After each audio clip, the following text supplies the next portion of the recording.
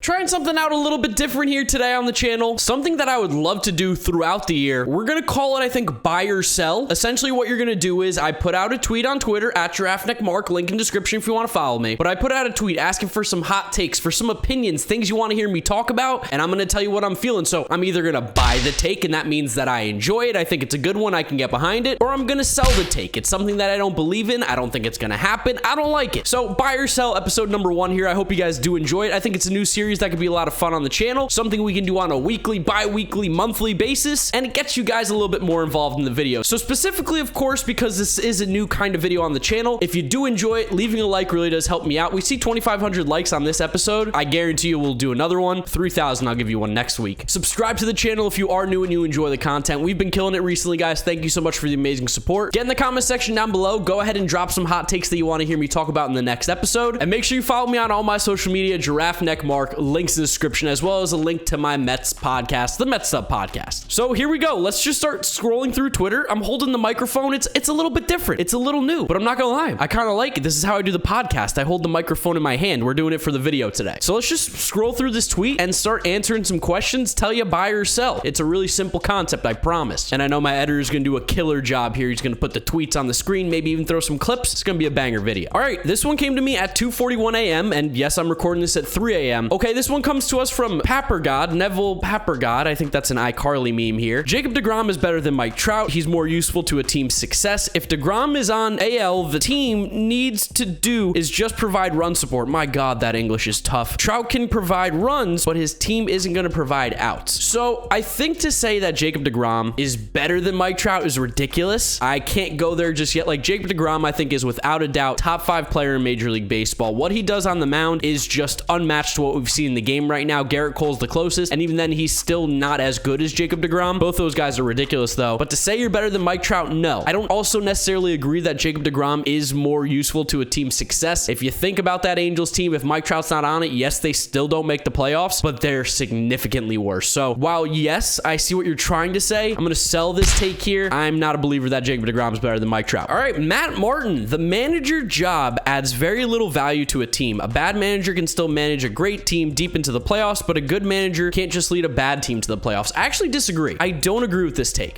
This one's going to be another sell. I think we've seen a lot of teams have really bad managers, and while getting to the playoffs, that's mostly based on roster construction. When you break down what's actually going on in those games, take a guy like Aaron Boone, who I think is a pretty lousy manager. I don't think he's great in games. The Yankees have had all-star World Series caliber teams the last few years, haven't done it. Take a look at the Tampa Bay Rays. As much as you want to say about Blake Snell being taken out of the game early in the World Series, that team does not nearly go as far without Kevin Cash being the manager. So I completely sell the idea that managers don't add value to a team. A guy like Kevin Cash is one of the best in baseball and takes a team, a roster that is not good, and gets the most out of them. The only thing I will give you is that I do think sometimes we overreact to what managers do. The players still need to play at the end of the day. Aaron Shallow 2 comes to us with Indians trade Jose Ramirez at the deadline if the team is struggling. I buy this take. I think that if the Indians are not in a position to compete at the deadline, which it doesn't look like it right now, they're still kind of in the mix for a playoff spot, first place in the Central. While I don't think that team's very good, I think they'll probably still be somewhat competitive, and unless they get an offer that's going to completely blow them away, I'm talking like if the Mets want to throw Ronnie Mauricio, Francisco Alvarez, those kinds of players, or if you want to see another club, maybe even the Braves, throw out some of their top prospects. But if this team is struggling, I do buy that they will trade him. If they're not, I think they're going to be a lot more hesitant to do so. More realistically though, Jose Ramirez probably gets traded this offseason. Good question. I like that, Aaron. Raging Roost coming at us with Adolis Garcia will be a top 10 player in Major League Baseball by 2022. I think Adolis Garcia is great, and what he's done this season is fantastic. He looks like he's going to be a very, very good player for the Rangers, hitting home runs, runs the bases well, pretty good outfielder. Like, he's a solid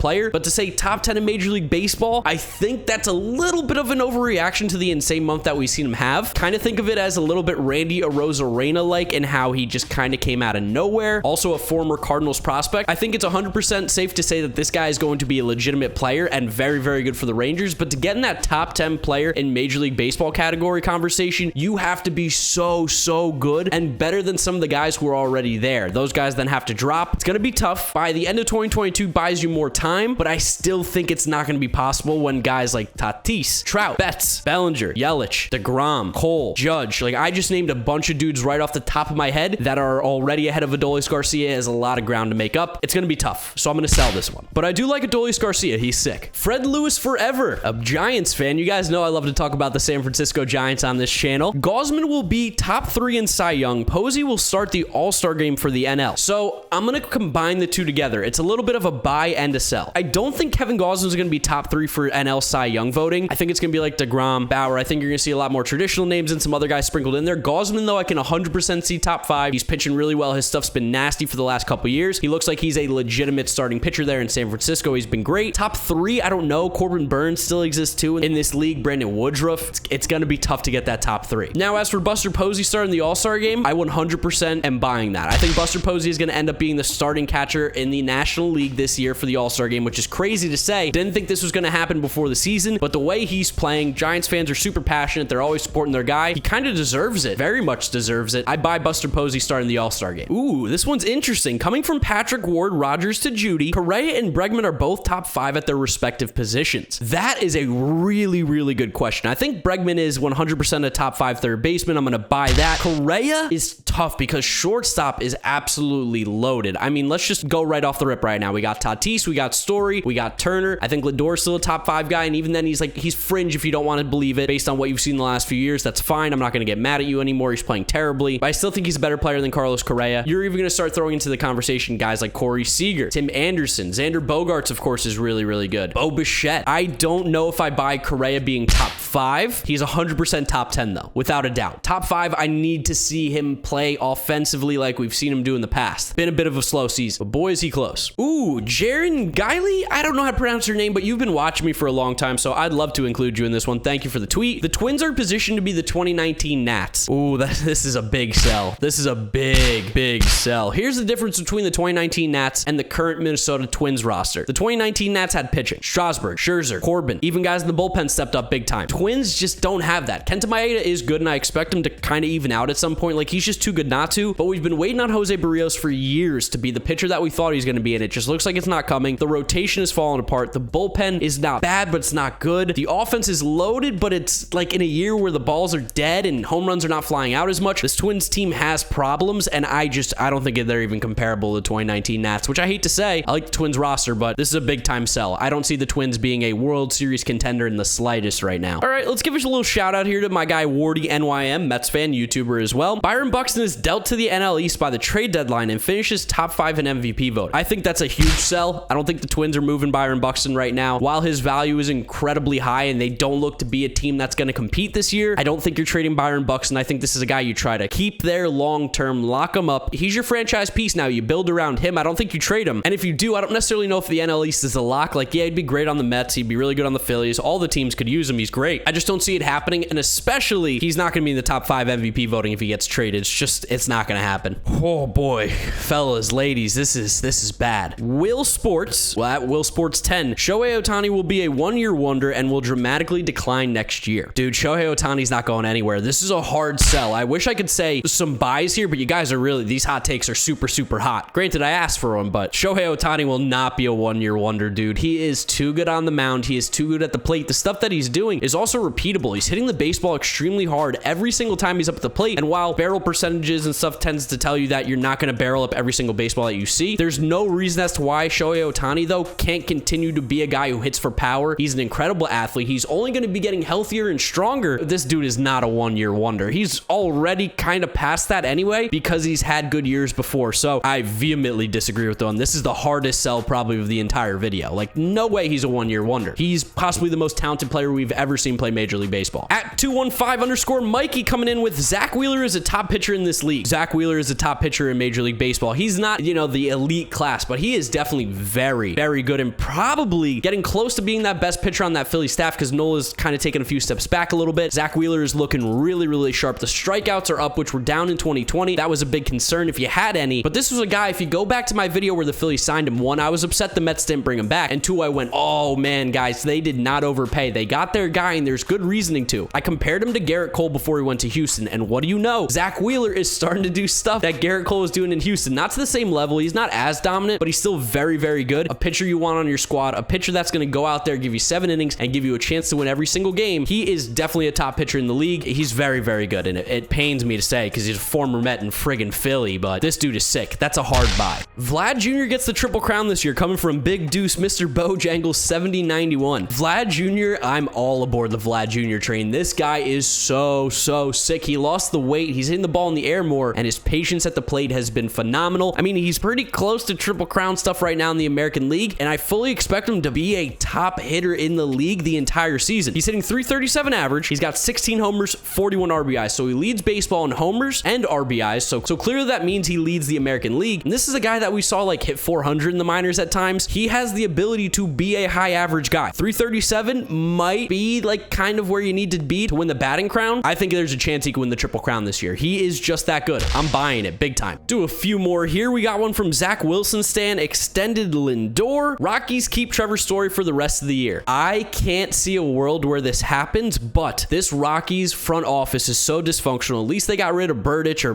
whatever the hell his name was, the guy who made the horrible trade for Arenado and just stunk at just GM. I see a world where the Rockies might try and be crazy and keep him. They're not a playoff team. They shouldn't keep him. They should trade Trevor Story as soon as they get a decent offer because he's walking out of there unless for some reason you make them the highest paid shortstop, which I don't think the Rockies should do, even though he is that good. I don't think the Rockies will do it or should do it. Everything in my body tells me sell. They should. Everything tells me they should. But this Rockies team is so dysfunctional. I'm going to go with a slight buy here.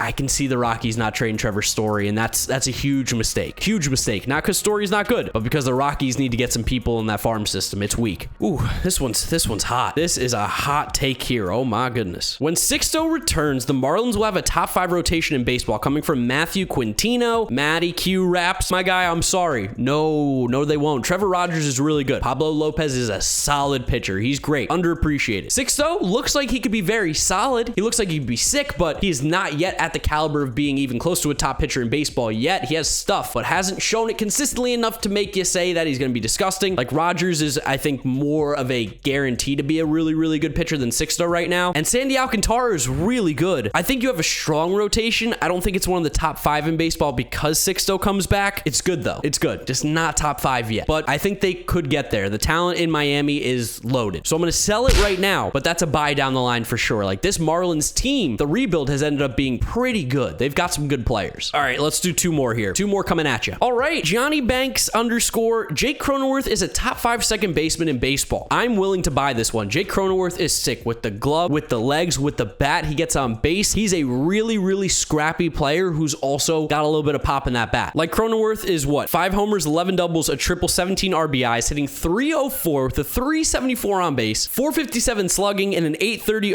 OPS. He has a career OPS at .831 now over 103 games. This guy is legit. He's very, very good. I'm a big fan of Jake Cronenworth. Buy it. Top 5 second baseman in the game. Sign me up. I agree. And then the last one here, Fernando Tatis Jr. is going to surpass Trout as the best baseball player in the world. From Perry Waz at Perry Was. Perry, I'm going to buy that. And I'll tell you why. I don't think it's going to be this year, but I think going into 2022, 2023, Fernando Tatis is doing some crazy stuff, guys. And it's not that Mike Trout isn't going to be incredibly good, but Fernando Tatis Jr. is getting into that category of another level. He is getting to that top 5 player in baseball category. He is silly good. He's got to improve the defense a little bit, and I know he's actually still got a good glove. I even say it myself. It's a lot of throwing errors for him, but in order to become better than a guy like Mike Trout, who's possibly one of the greatest players to ever play the game, I need to see Tatis clean the game up a little bit. So I buy the take because I do think at some point Fernando Tatis Jr. is going to pass Mike Trout to be the best player in baseball. Is it right now? No. Is it coming? Yes. And it's again more so a credit that Fernando Tatis Jr. is so good, not that Mike Trout is getting worse. Mike Trout's still going to be sick. He's doing unbelievable stuff this year. Like I said, it's not coming this year. It's not coming next year. But at some point, I do think Fernando Tatis Jr. will be the best player in baseball, and he's going to have to pass Mike Trout to do it. I mean, the numbers this year, 302 average, 13 homers, 7 doubles, stole 11 bases, 27 RBIs, 302, 376, 698, 1074 OPS. He's put up a 2.1 B WAR so far through 32 games. Again, he missed time for injury. He's played 175 games in his career now. 52 homers, 31 doubles, 125 RBIs, 38 stolen bases, and an OPS at 976. That's a 162 game average of 48 and 29, stealing 35 bags, 976 OPS, 301 average, 374 on base, 602 slugging. Dude's disgusting. It's just that Mike Trout currently exists and is still ridiculously, unbelievably insane, so it's not yet, but it's coming at some point. I buy the take, just not at this exact moment. So that was the first episode of Buy or Sell. I would love to know what you guys think about it down in the comment section below, and if you want to see more of it on the channel, like on a weekly or bi-weekly basis, dropping a like really does show me that you want to see it. 2,500 I think was the goal I set. Subscribe to the channel if you have not yet done so. Click that sub button, join the team. Let me know what you guys are thinking. Make sure you follow me on all my social media, GiraffeNeckMarc, links in the description. That way you can get involved in these kind of videos. And that's where I'm going to wrap it up for today. You guys know the drill from here on out. YouTube recommends you watch this video. This is my most recent upload, so click through those of that. Also, do you see how quick we are with these hands? You don't even know I'm switching hands. Thank you guys for watching. I hope you enjoyed it, and I'll see you guys tomorrow for another video. Bye.